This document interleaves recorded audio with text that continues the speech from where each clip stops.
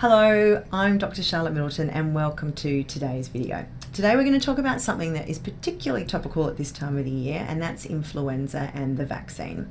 Now, commonly known as the flu, influenza is a highly contagious disease that is serious and debilitating and can affect the whole body. It's caused by a particular group of RNA viruses, and it's spread by infected people by coughing and sneezing or by surfaces contaminated by respiratory secretions. Now, it's easy to catch and spread and hard to avoid, and let me tell you, if you get it, you're going to feel like you were hit by a bus. Now, the seasonal influenza can be fatal to people in high-risk groups, and it's a potentially fatal disease estimated to cause, can you believe this, more deaths than road accidents each year. Now, between 5 and 25% of all Australians will get influenza each year, and what's concerning is that children are much more likely to be infected than adults in any given season. And in fact, influenza is the leading cause of hospitalisation in children less than 5 here in Australia.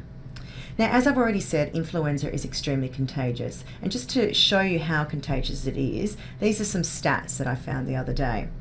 It can last an hour or more in the air in enclosed environments, so in your office space particularly. More than 8 hours on hard surfaces such as stainless steel and plastic, 8 hours it can last, and up to 15 minutes if transferred from tissues to hands. So obviously you can see just how easily it is spread and how contagious it can be. Now, also one of the other complicating factors is that you can actually have the flu for a day before you actually experience any of the symptoms. So it doesn't make it too easy for trying to not pass it on. Now, if you do happen to get it, what are the typical flu-like symptoms? Well, you can obviously get your high fevers, your chills, severe coughs, headaches, muscle aches and pains, sore throat. And in children, typically they also can get symptoms such as nausea, vomiting and diarrhea.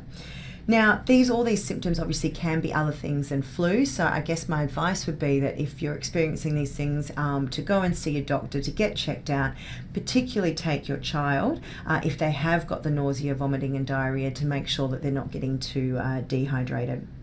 Now, as mentioned, flu can be fatal to those people in high-risk groups. And so what we do recommend is the vaccine in these groups. And so this includes anyone aged 6 months or over with underlying medical conditions such as heart conditions, severe asthma, COPD and other lung conditions, diabetes type 1 and 2, kidney problems, impaired immunity such as IV infection, malignant cancers and chronic neurological cancers. Other groups that can be affected particularly are those who are pregnant, so pregnant women, Aboriginal community, those particularly 6 months to 5 years or those over 15 years, and people generally over 65 years of age, and residents of nursing homes and other long-term care facilities. Now, we do recommend vaccinating pregnant women. Any trimester of the pregnancy is considered safe, and it does confer a 3-for-1 benefit. It protects the woman during the pregnancy and shortly thereafter they've given birth. It protects the young infant by transplacental antibodies, and it protects the young infant by antibodies in the breast milk as well. So we do recommend it throughout the pregnancy.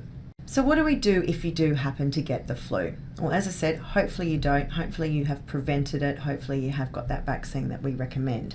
If you do, however, get it and you have only just experienced the symptoms, or you're still sort of in that first 48 hours, do go and see your GP. There are antiviral treatments available, and they are most effective if given earlier. Now, they won't actually make you feel better straight away, but what they can do is that they will make your recovery time that little bit shorter and a less likelihood of developing complications secondary to influenza, so that can be pretty important. So do go and see your doctor as soon as you develop the symptoms to see if you should take some antiviral medication.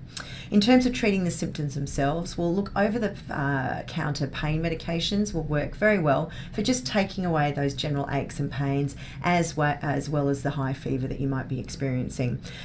Certainly keeping hydrated certainly also can help with general feeling of well-being and the general muscle aches and pains. To be honest, the best treatment of all is just rest. Remember that you are contagious for anywhere up to 5 days or even more, particularly in the young, after you've developed the symptoms. So you should be staying away from your workplace, keeping children away from childcare and school for at least that amount of time. And the best thing that you can do is just rest to try and give your body time to recover.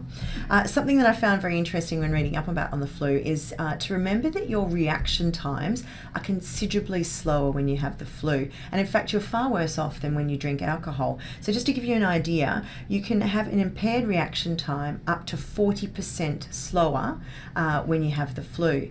Now, with moderate amounts of alcohol, your reaction time will be up to 10% slower. So it's actually considerably longer with the flu that your reaction times are slower. So just keep that in mind, and also keep in mind that those reaction times can actually still be slower even after you feel like you've recovered from the flu. So particularly if you're in jobs where you're using heavy machinery and whatnot, you do need to keep that in mind. So other ways of avoiding the spread of influenza are such things as washing hands regularly, covering your nose and mouth when coughing or sneezing, avoiding physical contact with others while you're sick, and as I said, at least for 5 days after your symptoms have appeared.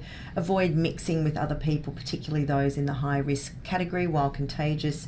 And as I've already mentioned, don't return your kids to childcare too early. We just continue that cycle of reinfecting. So they're all ways of trying to prevent further spread of the flu. So the bottom line in all of this is please do consider getting yourself vaccinated to prevent yourself contracting influenza, particularly if you are in those high risk groups that I've already mentioned. And for those in that high risk group, the immunisation is actually free under the National Immunisation Register of Australia.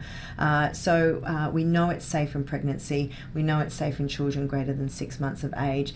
Any questions, any concerns, don't hesitate to go and talk to your doctor.